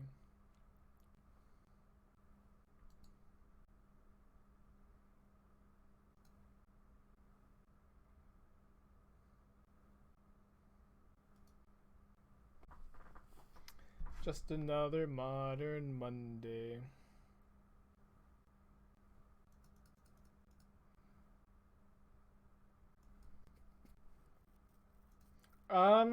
Ooh, can you Skyclave the Manifest? I was thinking it's a token, you can't. My game plan here is to draw Eternal Witness. That's my plan, is to draw Eternal Witness and then take infinite turns.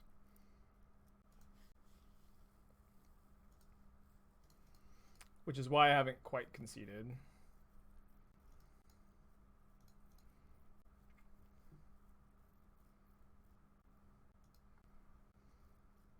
If I draw exactly Eternal Witness, I think we have a chance.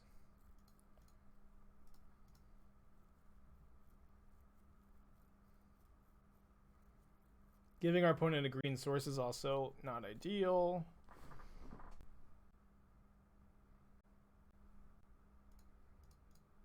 Guess we play this out.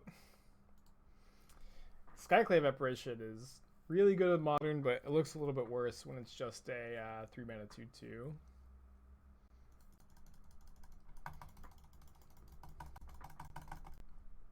Dang it. I tried. We still do have like maybe 2 turns to draw Eternal Witness.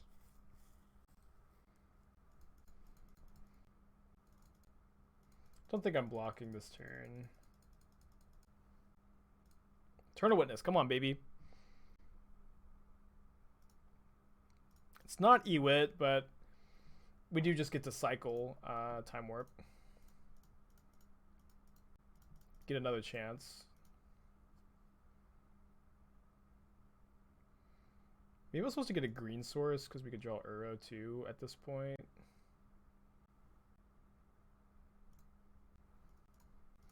Right. So blocking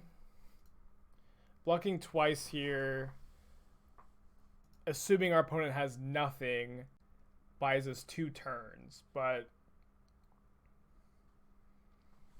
maybe we shouldn't assume our opponent has nothing. No, we can't combo off next turn, so we have to block twice and hope to get lucky. Skyclave Apparition is only creatures your opponents control, so that doesn't work. Yeah.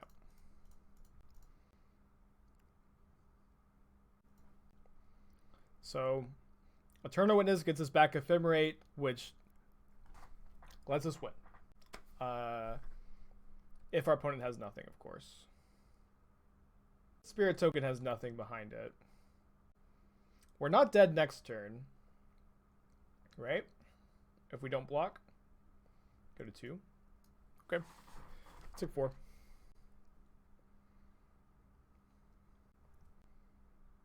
Gotta put the Ephemerate in the graveyard, and now we have to draw the Time Warp. Or sorry, the Eternal Witness! The Eternal Witness! Yikes. This is a bad matchup. I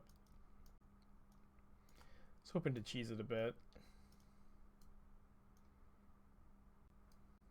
I think just 1 Skyclave, probably. Second Skyclave over the 3rd wall.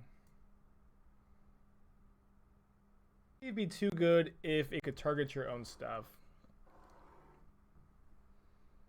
Sting of Skyclave was not a May ability and had to target your own stuff if you didn't have another target. Zone 2, okay, fair enough. Fair enough.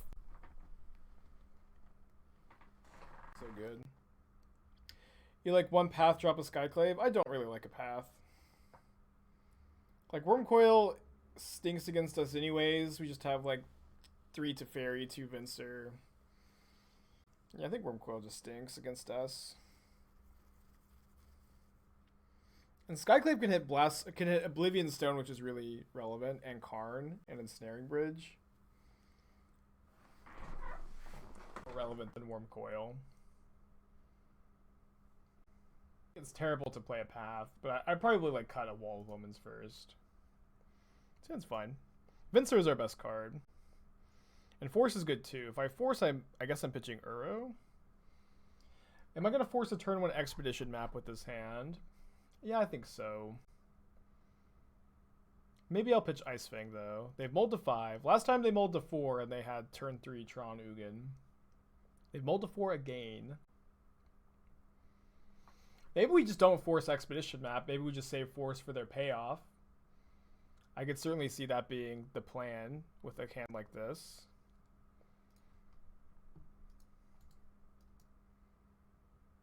It's just so likely on a Molda 4 though that they keep 2 Tron pieces in a map. Okay, they didn't do it. Thank goodness. It's always such an agonizing decision. The more aggressively your Tron opponent mulligans, the more likely it is you're playing against a good Tron player. Yeah, I'm not going to force that.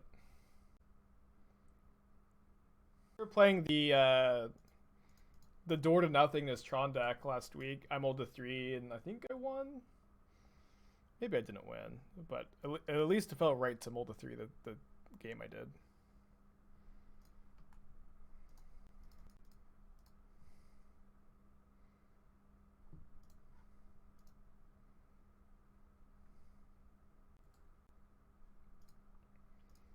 Is this an Aether Vial counterspell deck? I used to play Aether Vial in this deck, and then I realized it was just better without it. Version of this deck before Skyclave Apparition was printed. To pitch to Force here because we have 2. Am I gonna force an Oblivion Stone? Oh, I'm not. I don't think. I think I'll also just let this resolve. And then we can Vincer a Tron piece. Why doesn't this deck play Soul Herder? So like the main idea behind this deck is that Soul Herder maybe just makes your deck worse. I've played a lot of Soul Herder decks, and Ephemerate has always, in my opinion, been better than Soul Herder in these variants than the actual card Soul Herder is. And if you play Soul Herder, you don't get to play very many non-creature spells. But if you don't play Soul Herder, you can actually play cards like Cryptic Command and Remand and Force of Negation and some Path, and the Time Warp gets a little less costly, I think. And so that's just kind of the idea. I guess I was supposed to do this when they didn't have Veil of Summer up.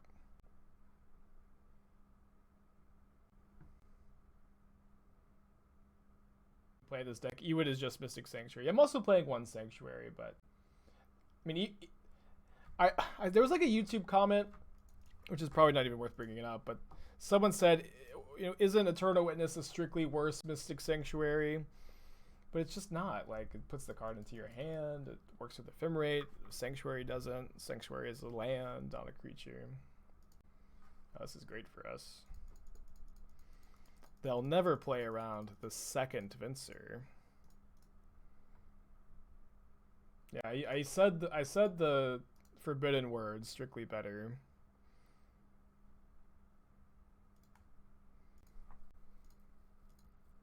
Yeah, sorry, maybe I said it backwards, whatever, it doesn't matter. We're not going to let the conversation totally devolve.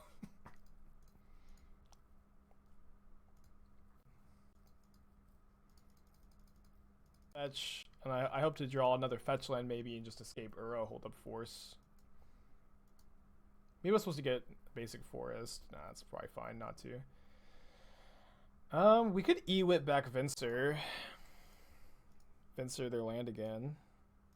I kind of like that. Cast Ice Fang though instead. And we can escape Uro, but then we don't have a hard cast Force of Negation available. Can draw a blue card. Ephemerate. I'm gonna go for it.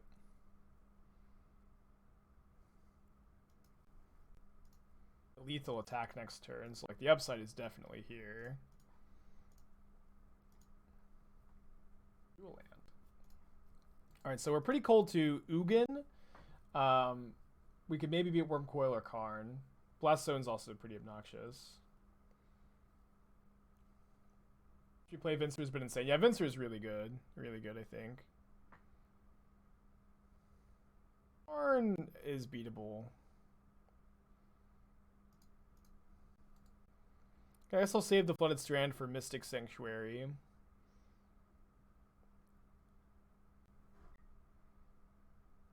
I think. It's a big draw. Attack them and then play Eternal Witness and Tails End their Karn activation. I think that's a bit too greedy. I think the Tails End is going to be really good here. Oh no! Oh man! Whoops. I don't think it's going to change the clock. Obviously, I meant to send the Ice Fang at them.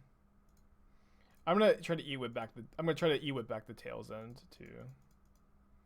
Just hold the land. I mean, a Karn's not resolving. Although it's probably free to hold the land too. Could Tails End this.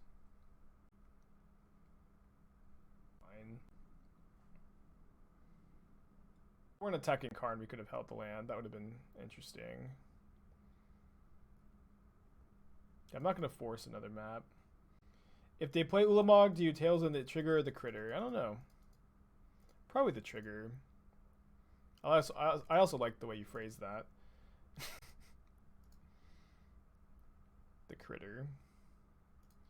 Teferi's a good draw. So can we Eternal Witness Tails End, Teferi bounce Venser and hold up? We're definitely playing Eternal Witness because this allows us to hold up Tails End. And attack for 6 next turn. Although our opponent can stop that with Blast Zone. We have Tails End to stop the Blast Zone. Yeah, I think we just hold the Teferi.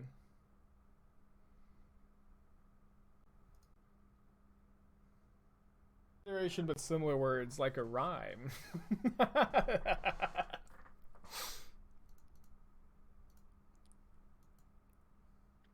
Oh, I guess right, yeah. Some sort of similar words. Eugene. We could Tails in the Blast Zone. All right, game 3. This is for a trophy. Like this. Run it back. Our opponent has mulled to 4 the last 2 games, and maybe we can get a little lucky in the mold of 4 again. It's gonna be a tough matchup otherwise, but not unwinnable. Yeah, I'll open the chest. I do still continue to plan on opening chests until I get a full set. It's been so long. Enough to keep. At least 6. Can we get a mold of 5, please? No, they kept 6. Fair enough.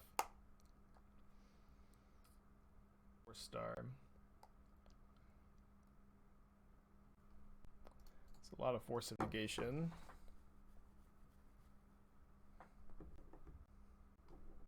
Force Ancient Stirrings, although I think it would be totally reasonable to do so. Yeah, they just got a Chromatic Sphere off of it. Plays a power plant. Gonna play a sphere. They do. Yeah, I do really like the cat. I'm a big fan. We were trying to get a cat for a while. We got really busy. We still might get one. Bait to anybody else. Feels like bait to me. I think it's bait that we're supposed to take. And Veil, if they have Veil. I didn't want a cat, but my girlfriend wanted a cat, so we compromised and got a cat. Well, I mean, you can't get half a cat, you know? You just round up. There's an average of 0.5 cats wanted by people in this relationship. Just round that up to 1. How are you doing today?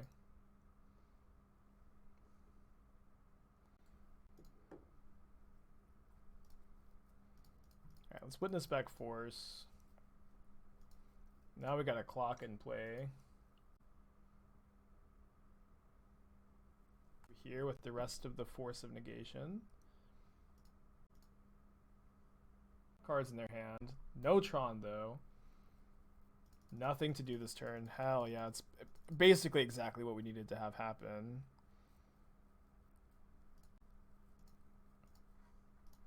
Go, Eternal Witness, go! Only 9 more turns of attacking. You know, I can maybe give you some What's infinite up? turns, It's me, Spike. your friend Aspiring Spike. Hopefully. Fair enough, fair enough. Thank you for Twitch Prime, Bell. Hopefully that's enough to give me the edge I need here. 4 cards in hand. They're, I think, probably all threats. Trigger and then remand Karn. I think we, yeah. I mean, we could force the Karn too. I think I'm just gonna let the trigger resolve, and then remand Karn. Kozilek the Great Distortion. Welcome, Spikelings, to the Shark Typhoon. Was not expecting that one. Croc, thank you for your Twitch Prime too. Appreciate you, bud.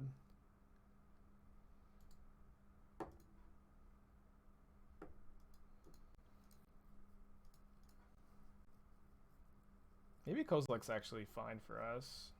I was supposed to get Prairie Stream over Fountain. And before we draw Prairie Stream. Yeah, now we can just we can just Tails in this. They they draw 3 cards off of it, and it's not great for us, but it's not the end of the world.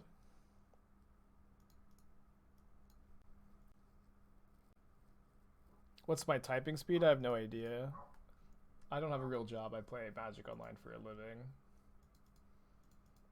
I don't even know what it used to be. If you have a typing speed of your own that you want to brag about, I encourage you to do so. I think 3 force negations are. I think you can get away with 2. I think you could get away with 2 instead of 3, but I think that it's good to have 3 at the same time. But it's not like the most important part of the deck is that the 3rd force of negation by any means. All right, I think I'm gonna pick up my witness.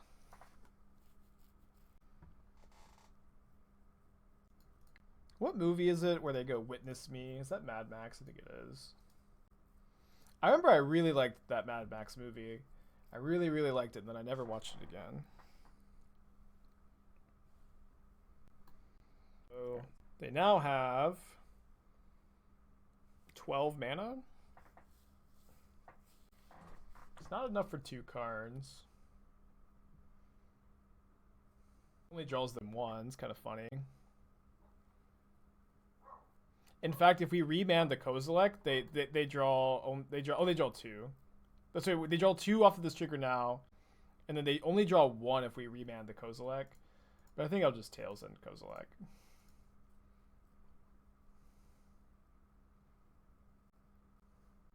The 7 cards in their hand. Glad this wasn't an Ulamog. Would you rather draw 2 cards or exile 2 permanents? Hard question.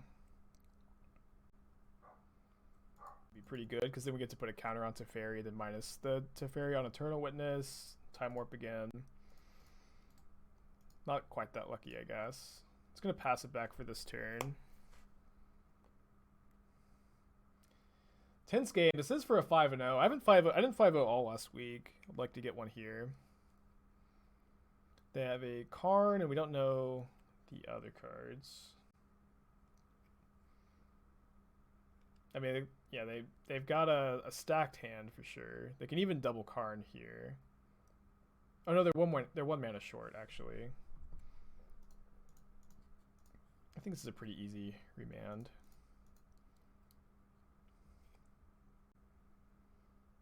That is a phenomenal draw.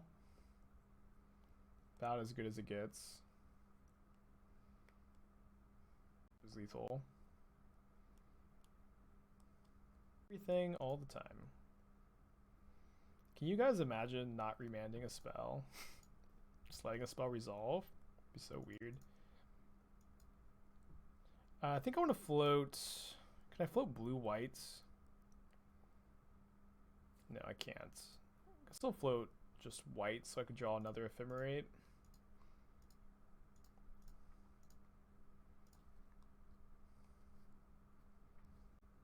Does mean we're not attacking with the Witness anymore.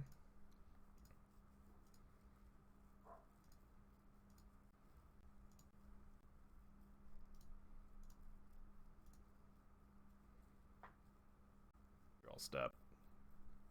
Time warp is infinite turns if we draw it. Should probably stop wishing for time warp so hard. Right, I'm gonna cycle the Teferi. I am gonna bounce the Witness too.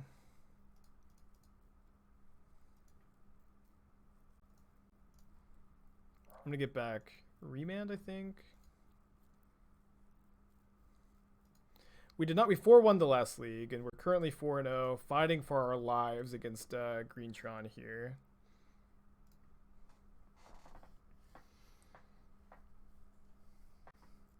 And this because they only get one green spell a turn if we do. Maybe on the remand anything train. Forest, so now they can play Thragtusk if we don't remand it. But how much does Thragtusk matter? Like a little bit, I guess. They have after they Thragtusk. They have only 7, so we can just force the Karn. Probably pitching the Teferi.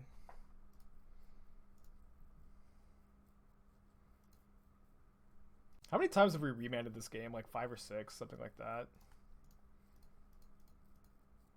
This also digs us deeper towards, you know, Time Warp and to Venser. Venser would be real good. Maybe I'll pitch the Ice Fang to the Force.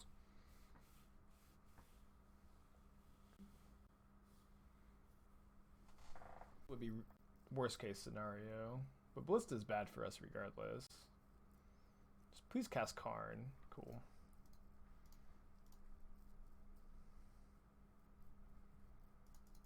So the only card we know in our opponent's hand is Thragtusk, and they have 5 other cards. Oh, they also have a Sylvan Scrying.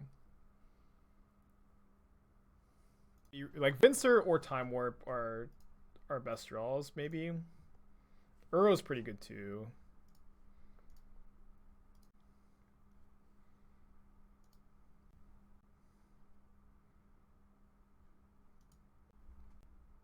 A card on my wish list. Let me tap one of these Mystic Sanctuaries.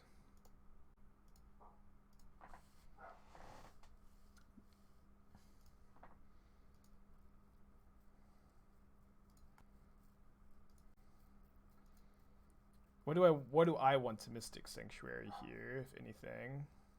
Oh, sorry, let me tap one of these Mystic Gates. Not Sanctuary.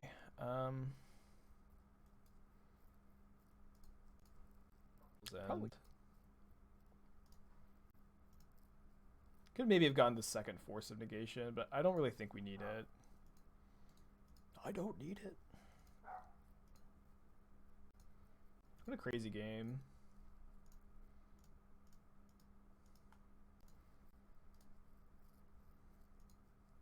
Yeah, if we need the second Force, we can get it back with Ewit.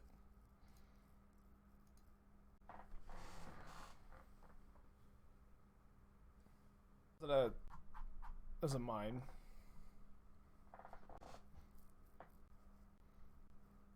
They have left. They have 1, 2, 3, 7, 8, 9. So they can't Eldrazi me.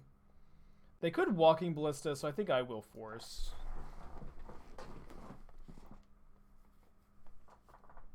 I lost to Door to Nothingness last month. We played Door to Nothingness last week as a Dono deck, Zach. And we 3-2'd with the stipulation that we could only win with Door to Nothingness. Went on YouTube if you guys want to check it out. YouTube's pretty close to hitting 2,000 subscribers. Ignore this Thragtusk if we want to, but I'm not going to. I'm going to counter it.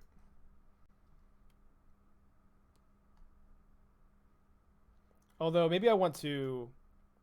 Yeah, let's actually just let's ephemerate the Wit so we can get that value. And remand. They've got 4 mana left, which they can't do too much with. They've already played a land this turn. They have Veil of Summer, it's not that big a deal. I mean, Thragtusk like buys them a time when they're on a 2-turn clock, right? Like Uro is a 2-turn clock, and so if we deal with the Thragtusk, which doesn't cost us very much because you have this, you know, the Ephemerate thing, seems good to do so. Like at the very least, I think we're supposed to remand here because it's just very free to remand.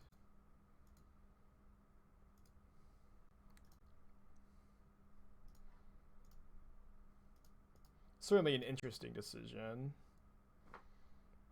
Alright, I think with that draw, we're just attacking and passing. Let's see what we draw, I guess. Cryptic, Tails End, Force of Negation. Okay. We have Cryptic, Force of Negation, Tails End up. Should be enough. Should be enough.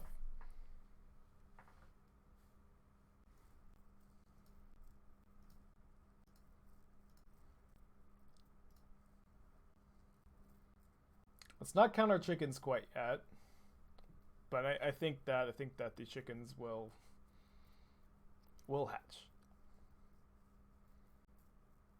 Aspiring Spike, but every time he's winning, he just starts talking about chickens.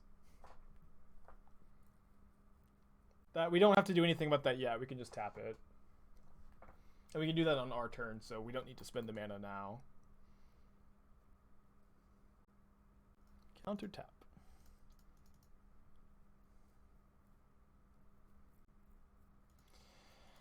GG. Oof.